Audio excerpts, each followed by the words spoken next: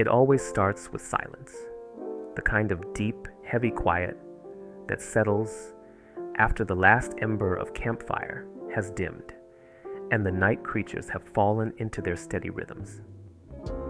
I remember lying in my sleeping bag, the faint smell of wood smoke clinging to my clothes, when I heard it, the soft scrape of claws on aluminum.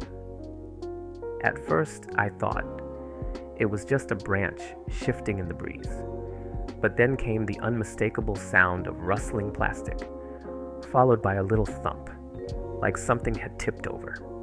I held my breath, ears straining.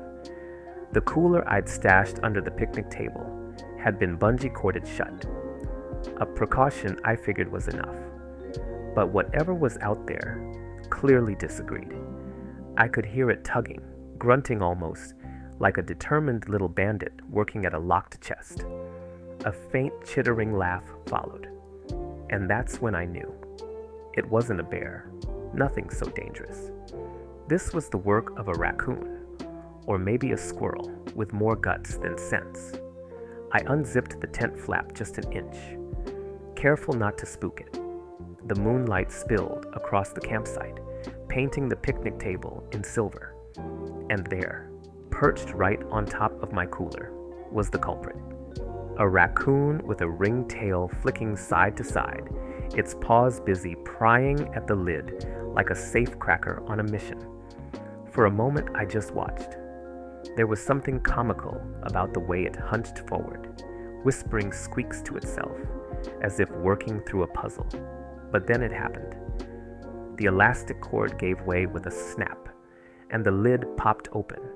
The raccoon dove in headfirst, tail sticking out and wiggling as bags rustled and wrappers crinkled. I whispered a curse under my breath, half amused, half panicked, because inside that cooler was the better part of tomorrow's breakfast and lunch. A squirrel I might have shooed off with a stomp, but this masked thief was in deep now, and from the noises he was making, it sounded like he'd found the jackpot. I pulled on my boots, debating whether to storm out swinging a flashlight or try to scare him off with a shout. But before I could move, the raccoon resurfaced, triumphant, with a whole sleeve of tortillas clamped in its jaws.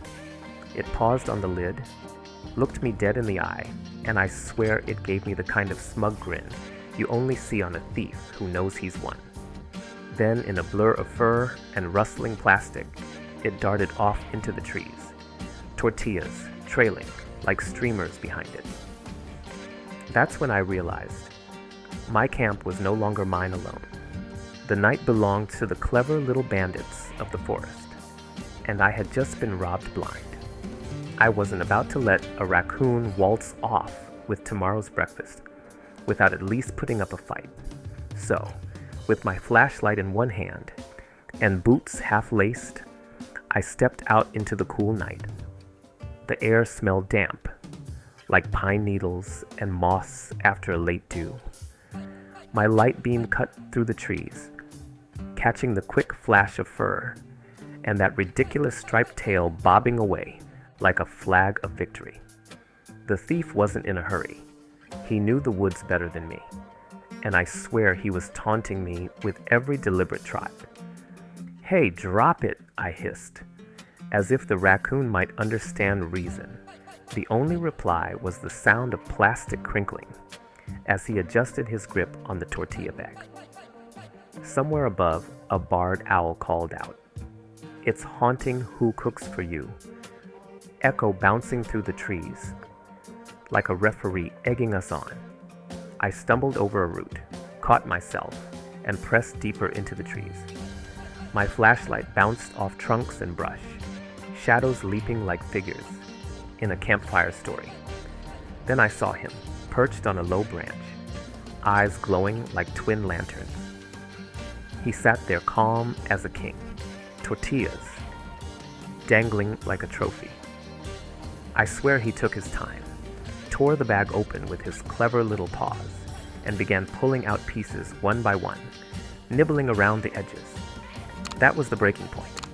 I charged forward, waving my arms and shouting like a madman. The raccoon froze, tortillas hanging from his mouth, then bolted higher into the tree.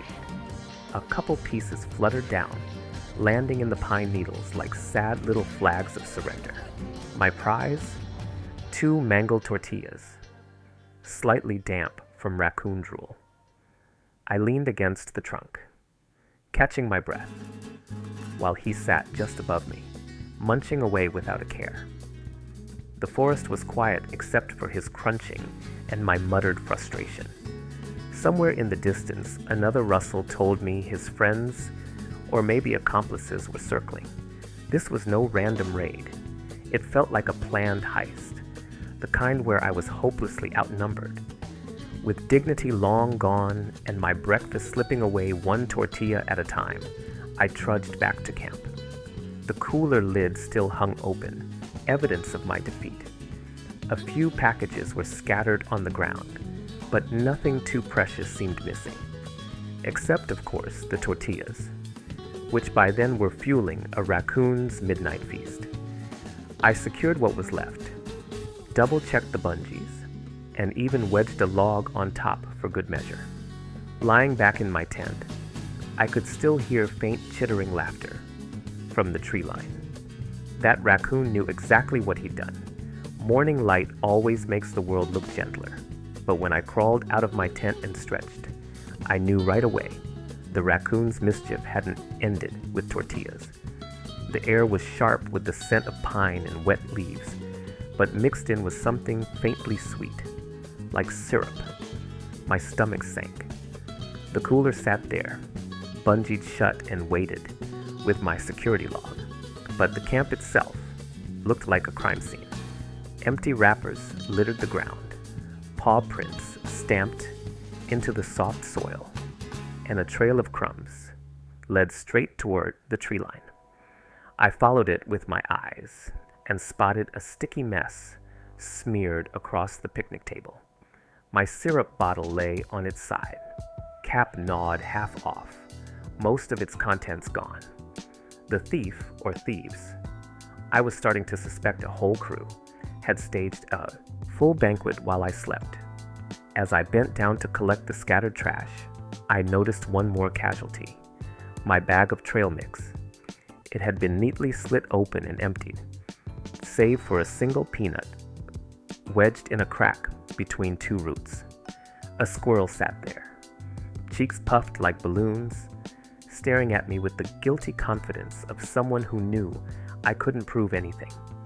He twitched his tail, chattered once, and scurried up the nearest trunk. I couldn't help but laugh, even as frustration bubbled in my chest. Here I was, thinking I'd prepared so well, cords on the cooler, food sealed tight, camp tidy enough, and still I'd been outsmarted by Woodland bandits. My breakfast now consisted of half a pack of smushed granola bars and 2 damp tortillas. Sitting by the fire pit, coaxing a reluctant flame to life, I chewed on one of the bars and thought about last night's chase. In my mind, I could still see the raccoon perched on his branch, tortillas in paw, eyes glowing like victory lanterns. He'd won fair and square. I almost admired him for it. Almost. But the woods have a way of reminding you that you're a guest, not the landlord. You can pitch a tent, stake your claim, and try to impose order. But the raccoons, the squirrels, the owls, and the chipmunks, they've been running this place far longer. And if you leave food unattended, they'll collect their rent in tortillas and syrup without hesitation. I sipped my tin cup of coffee, strong enough to take the edge off, and let the morning sounds rise around me. Birds calling, wind whispering through the needles, and faintly in the distance, that same raccoon's chittering laugh. By mid-morning, I'd shaken off most of my frustration. I packed a day bag, left the cooler, locked down, with every trick I could think of, and set off on a short hike. The trail climbed a ridge, giving me a view of the valley below. Pines rolling like green waves, a creek glinting in the sun. For a while, I forgot about the raccoon and his sticky midnight feast. My boots crunched on dry needles, birds darted overhead, and I felt that deep, simple peace that only a forest can give. But peace in the woods never lasts long. By the time I returned to camp in the late afternoon, the sight that greeted me made me stop in my tracks. The cooler was exactly where I'd left it, log and all, but my camp looked like it had hosted a woodland festival. My spare socks hung from a low branch.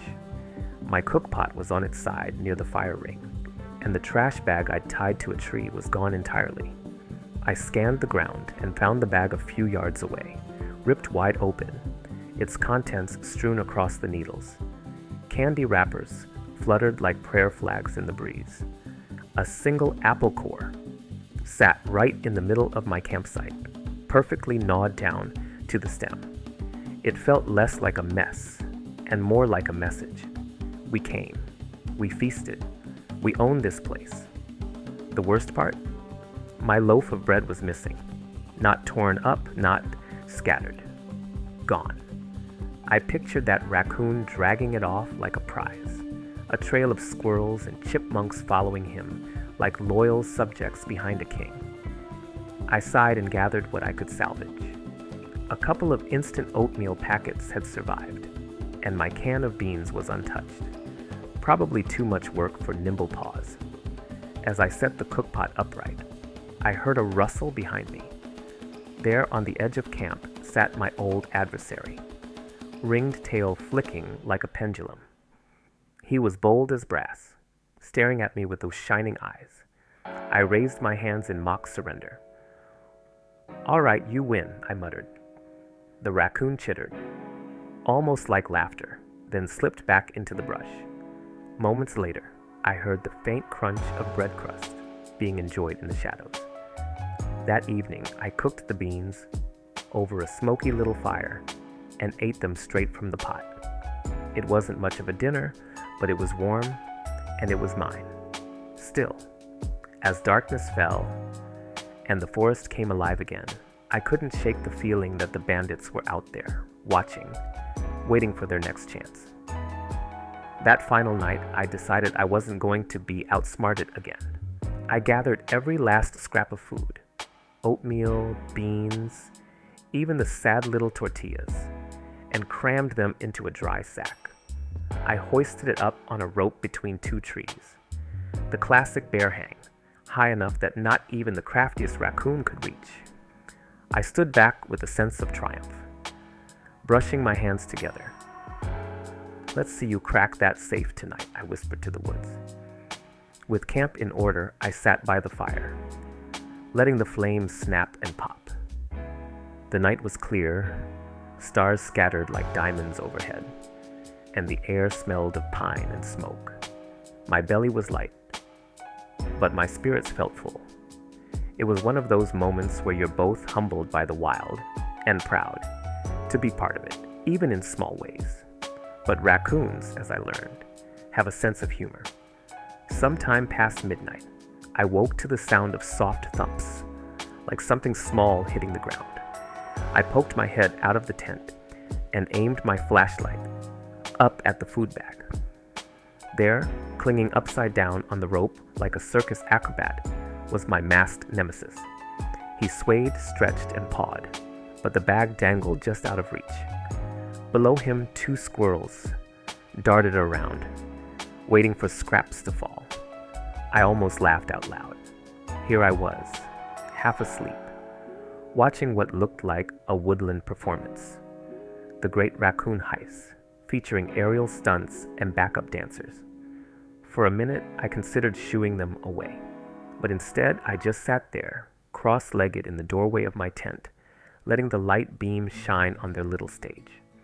After a few tries, the raccoon gave up, dropped to the ground with a soft plop, and disappeared into the brush, leaving the squirrels to scatter after him. When dawn came, the bag still hung safe, not a single bite missing. For the first time in 2 days, breakfast was entirely mine. I ate hot oatmeal while the sun lit the treetops savoring every spoonful as if it were a feast. Later, as I packed up camp, I chuckled at the memory. Those raccoons and squirrels had robbed me blind, but they'd also reminded me of something simple. In the woods, you're never really in control. You can plan, prepare, and tie down every rope, but nature and its clever little tricksters always have a way of humbling you. As I slung my pack over my shoulder and took one last look at the empty fire ring, I realized I wasn't annoyed anymore. If anything, I felt grateful. After all, it's not every trip you get to share your camp with a raccoon circus,